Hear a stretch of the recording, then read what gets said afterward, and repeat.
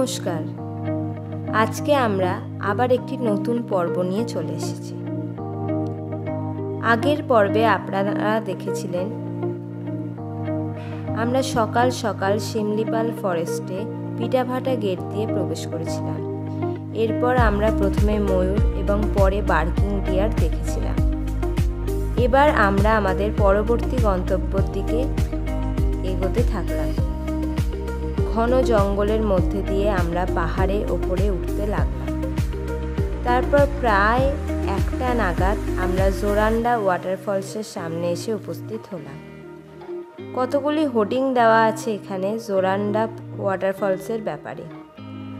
আমরা বনজীবন ও জীববৈচিত্র্যের ব্যাপারে অনেক কিছু জানতে পারলাম এখান থেকে। অনেকগুলি পর্যটকদের গাড়ি পার্কিং করা আছে এখানে। বলে রাখা ভালো, এখানে কিন্তু প্লাস্টিক নিষিদ্ধ। সামনে যাতে গাড়ি এগোতে না পারে তার জন্য একটি গেট করা আছে। এবার আমরা সবাই আস্তে আস্তে এগোতে লাগলাম ওয়াটারফলসের দিকে।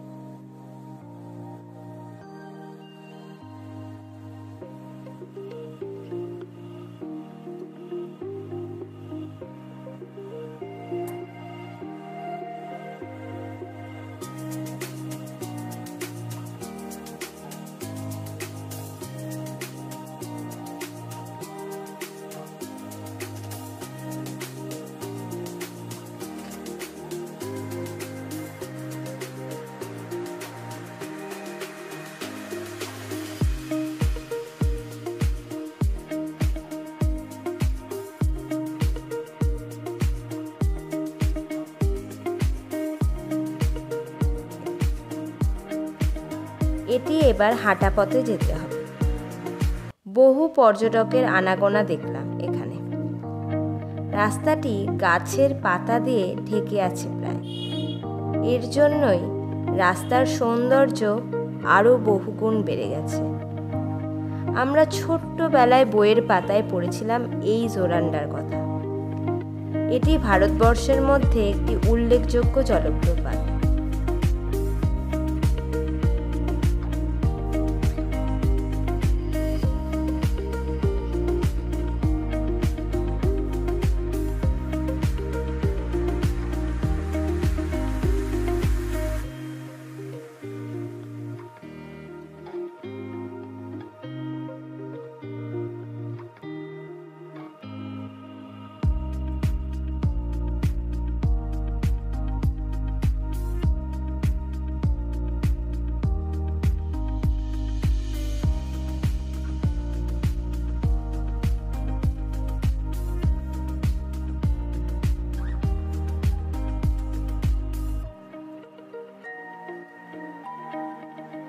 আমরা আস্তে আস্তে এগোতে লাগলাম ওয়াটারফলসের দিকে।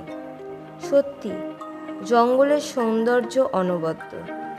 মাঝে মাঝে পাখির ডাক ভেসে আসছিল। বেশ একটি অন্যরকম অভিজ্ঞতা হলো আমাদের এই ছোট্ট যাত্রাপথে।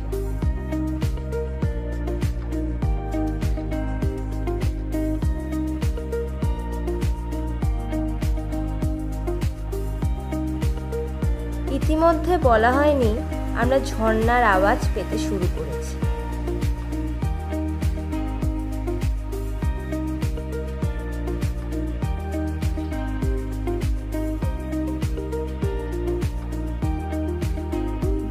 দেখলাম ডান দিকে খাদ দেখা যাচ্ছে আর খানিকটা অংশ ঘেরা আছে। দূরে পূর্বঘাট পাহাড় শ্রেণী দেখা যাচ্ছিল। আমরা খাদের কাছে এসে ঝর্ণার সৌন্দর্য উপভোগ করতে লাগলাম। সত্যি অনবদ্য অভিজ্ঞতার সাক্ষী থাকলাম আমরা সবাই।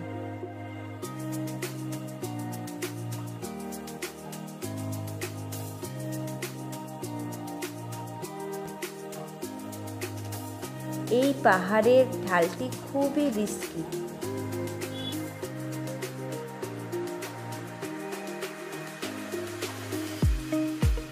দূর থেকে জোরান্ডা ওয়াটারফলসকে অদ্ভুত সুন্দর লাগছিল।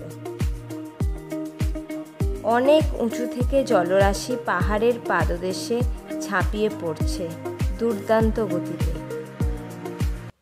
এই সময় জল মোটামুটি ভালোই ছিল। সামনের পাহাড় শ্রেণী জঙ্গলে ঢাকা ছিল।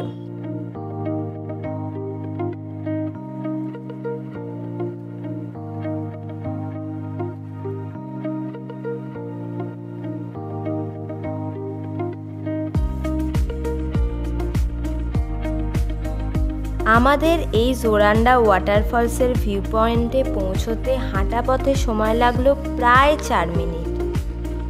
জোরান্ডা ওয়াটারফলস ভারতবর্ষের 19তম উচ্চতম জলপ্রপাত। এবার আমরা জলপ্রপাতকে ডান দিকে রেখে সামনের ভিউ পয়েন্টের দিকে এগোতে লাগলাম। এটি পাহাড়ের ঢাল বরাবর একটি পথ বলা চলে।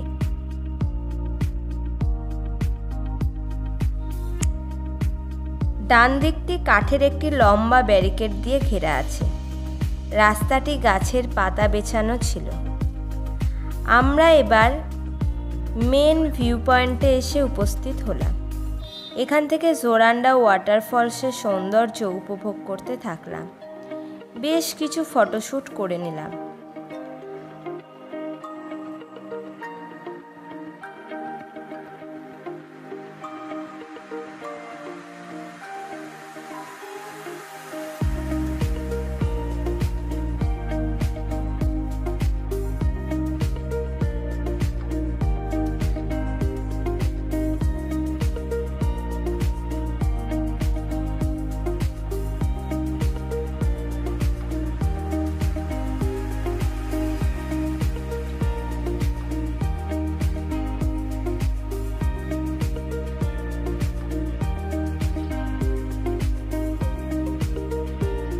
দুপুরে লাঞ্চ করে আমরা এবার বরহিপানি ওয়াটারফলসের দিকে অগ্রসর হলাম। যথাসময়ে আমরা বরহিপানি ওয়াটারফলসে এসে উপস্থিত হলাম। এই ওয়াটারফলসের আওয়াজ ছিল আরও বেশি। শিমলিপালের এটিই হলো উচ্চতম জলপ্রপাত। সমগ্র উড়িষ্যার মধ্যে এটি উচ্চতম জলপ্রপাত এবং ভারতবর্ষের মধ্যে এটি হলো দ্বিতীয় উচ্চতম জলপ্রপাত। বুধবালাং নদী মৌসুমী পর্বতের পাদদেশে আছড়ে পড়ে এই জলপ্রপাতের সৃষ্টি করেছে। এটির উচ্চতা হলো প্রায় 399 মিটার। এই জলপ্রপাতটি 2 ধাপের।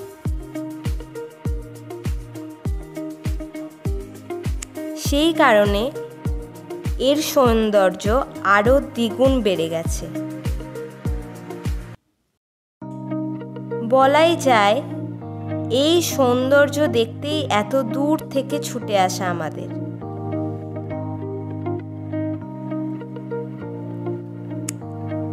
যোশীপুর শহর থেকে এটি 120 কিলোমিটার। কাছাকাছি রেল স্টেশন হলো বারিপদা। আমরা বেশ কিছু ফটোশ্যুট করে বেরিয়ে পড়লাম আমাদের পরবর্তী ডেস্টিনেশনের দিকে।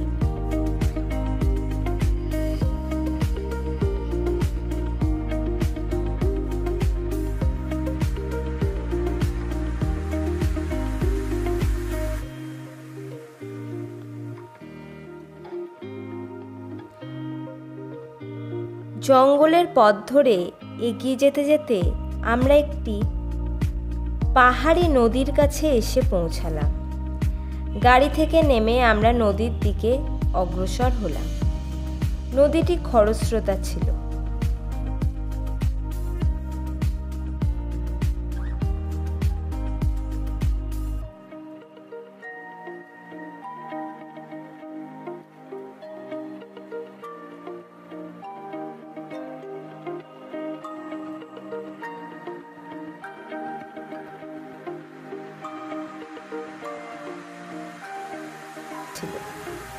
নদীগর্ভে বড় বড় টিলার থাকায় এর সৌন্দর্য বহুগুণ বাড়িয়ে দিয়েছিল। আমরা দূর থেকে নদীবক্ষের ছবি তুলে এগোতে থাকলাম। সত্যি জায়গাটি অসাধারণ ছিল। খরস্রোতা নদীর দ্বারা ক্ষয়প্রাপ্ত হয়ে টিলাগুলি এক এক রকম আকার ধারণ করেছে। নদীর জল স্বচ্ছ ছিল। এই জায়গাটি সম্বন্ধে আমাদের আগে কোনো ধারণা ছিল না। আমরা টিলাগুলি দিয়ে নদীর মাঝ বরাবর যেতে লাগলাম। টিলাগুলির ভীষণ রকমভাবে পিছল ছিল, তাই আমরা সন্তর্পণে যেতে লাগলাম। কিছু কিছু টিলা বৃহৎ আকৃতিরও ছিল।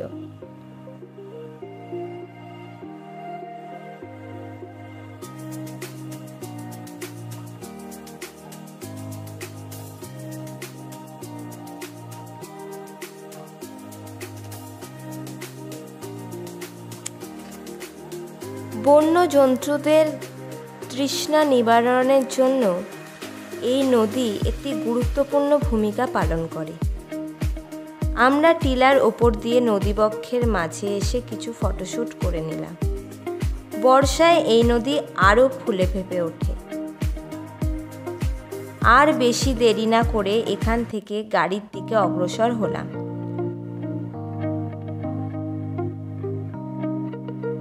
এবার আমরা পরবর্তী ডেস্টিনেশনের দিকে অগ্রসর হলাম। দুপুর হয়ে গেছিল, যেতে যেতে আমাদের বিকেল হয়ে যাবে। আবার জঙ্গলের মধ্যে দিয়ে গাড়ি চলতে থাকলো। আস্তে আস্তে সূর্যের আলো কমতে থাকলো। আমরা প্রায় বিকালের সময় চাহালা এসে উপস্থিত হলাম। এটি একটি সল্ট বিট। এখানে রোজ বিকেলের সময় হরিণের দেখা পাওয়া যায়। বন্য জন্তুরা এখানে সল্ট খেতে আসে। এখানেও দেখলাম কিছু পর্যটকের গাড়ি দাঁড়িয়ে আছে। আমরা গাড়ি থেকে নেমেই কাছে থাকা ওয়াচ টাওয়ারের দিকে এগোতে লাগলাম।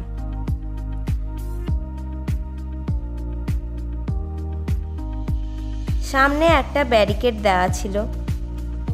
দূর থেকে দেখতে পেলাম কিছু চিতল হরিণ এসেছে।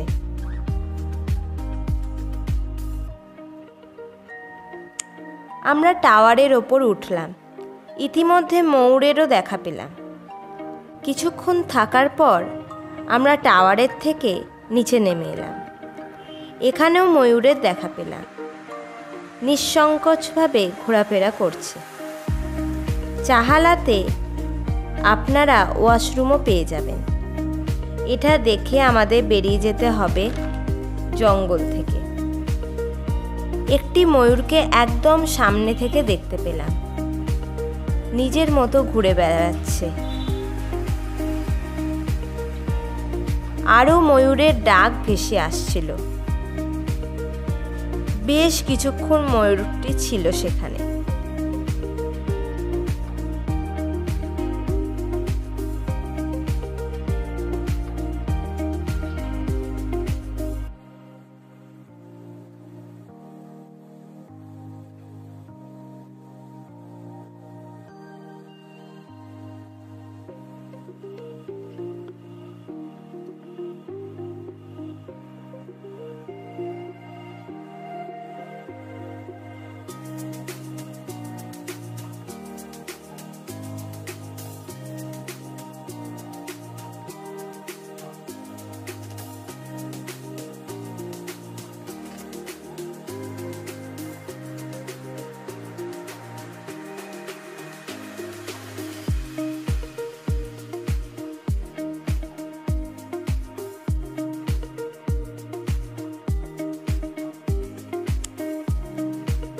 দূরে আরও হরিণের দল এসেছে সল্ট খেতে। আমরা ওয়াশরুম থেকে ফ্রেশ হয়ে গাড়িতে উঠে পড়লাম। সন্ধে হতে আর বেশি দেরি নেই। আমরা বেরোবার গেটের দিকে অগ্রসর হলাম। বিকেল 5টা বেজে গেছে তখন। খানিকক্ষণ পর আমরা জঙ্গল শিমলিপাল গেট দিয়ে বেরিয়ে পড়লাম। আমরা বাংরিপোষি দিয়ে মুম্বাই রোড হয়ে ফিরতে লাগলাম। ফেরবার পথে দুয়ারসিনী মায়ের মন্দির দর্শন করলাম। এবার আমরা সোজা বারিপদার দিকে যেতে লাগলাম। প্রায় 8টা নাগাদ আমরা বারিপদা বাস স্ট্যান্ডে এসে পৌঁছালাম। 8:30 নাগাদ আমরা ডিনার করে নিলাম। এরপর আমরা আমাদের বাসে এসে উঠলাম। বাসটি একদম নতুন ছিল। এটি আমাদের ধর্মতলা পৌঁছে দেবে। প্রায় 10:30টা নাগাদ আমাদের বাস ছেড়ে দিল। খুব ভালো এসেছিল বাসটি। প্রায় 3:40 নাগাদ এসে ধর্মতলায় পৌঁছালো। আর এর সাথেই শেষ হলো এবারের মতো আমাদের শিমলিপাল ভ্রমণ। এই পুরো ভ্রমণ সিরিজটি আপনাদের কেমন লাগলো অবশ্যই জানাবেন। যদি খুব ভালো লাগে তাহলে একটা লাইক করবেন, শেয়ার করবেন এবং কমেন্ট করবেন এবং সাবস্ক্রাইব করে আমাদের পাশে থাকবেন। টাটা।